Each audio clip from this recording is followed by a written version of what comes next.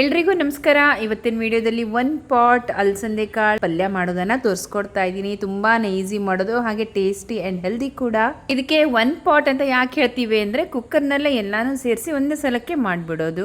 ಮೊದಲಿಗೆ ನಾನಿಲ್ಲಿ 2 ಟೊಮೆಟೊ, 1 ಈರುಳ್ಳಿ ಮಧ್ಯಮ ಗಾತ್ರದ್ದು, ಒಂದು ಸ್ವಲ್ಪ ಕರಿಬೇವು, 2 ಹಸಿಮೆಣಸು, ಸಣ್ಣ ಚೂರು ಶುಂಠಿ ಮತ್ತೆ 4 ರಿಂದ 5 ದೊಡ್ಡ ಬೆಳ್ಳುಳ್ಳಿ ಹೆಸಳನ್ನ ತಗೊಂಡಿದ್ದೀನಿ. ಶುಂಠಿ ಮತ್ತೆ ಬೆಳ್ಳುಳ್ಳಿಯನ್ನ ಜಜ್ಜಿಟ್ಕೊಳ್ತಾ ಇದ್ದೀನಿ.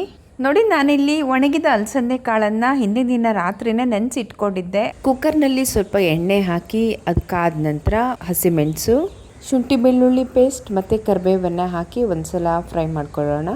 ಹೆಚ್ಚಿಟ್ಕೊಂಡಿರೋ ಈರುಳ್ಳಿ ಸೇರಿಸ್ತಾ ಇದ್ದೀನಿ. ಈರುಳ್ಳಿ ಒಂದ್ಸಲ ಫ್ರೈ ಆದಮೇಲೆ ಇದಕ್ಕೆ ಟೊಮೊಟೊ ಸೇರಿಸ್ತಾ ಇದ್ದೀನಿ. ಸ್ನೇಹಿತರೆ, ಯಾರೆಲ್ಲ ನನ್ನ ಚಾನಲ್ಗೆ ಸಬ್ಸ್ಕ್ರೈಬ್ ಮಾಡದೆ ನೋಡ್ತಾ ಇದ್ದೀರೋ ದಯವಿಟ್ಟು ಸಬ್ಸ್ಕ್ರೈಬ್ ಮಾಡ್ಕೊಳ್ಳಿ.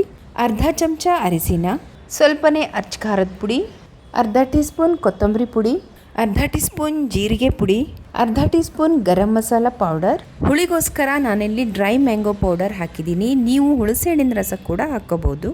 ಇದಕ್ಕೆ ಒಂದು ಸ್ವಲ್ಪ ನೀರನ್ನ ಹಾಕಿ ಫ್ರೈ ಮಾಡಿದ್ರೆ ಚೆನ್ನಾಗಿ ಮ್ಯಾಶ್ ಆಗುತ್ತೆ ಟೊಮೆಟೊ. ರುಚಿಗೆ ತಕ್ಕಷ್ಟು ಉಪ್ಪು ಸೇರಿಸ್ತಾ ಇದ್ದೀನಿ. ಇವಾಗ ಇದಕ್ಕೆ ಅಲಸಂದೆ ಕಾಳನ್ನ ಸೇರಿಸಿ ಚೆನ್ನಾಗಿ ಮಿಕ್ಸ್ ಮಾಡೋಣ. ಕನ್ಸಿಸ್ಟೆನ್ಸಿಗೆ ತಕ್ಕ ಹಾಗೆ ನೀರು ಸೇರಿಸ್ತಾ ಇದ್ದೀನಿ.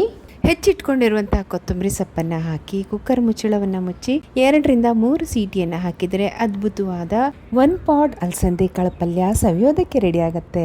ಸ್ನೇಹಿತರೆ, ಇವತ್ತಿನ ಈ ರೆಸಿಪಿ ನಿಮಗೆ ಹೇಗೆ ಅನಿಸ್ತು ಅನ್ನೋದನ್ನ ನನಗೆ ಕಮೆಂಟ್ ಮೂಲಕ ತಿಳಿಸಿ.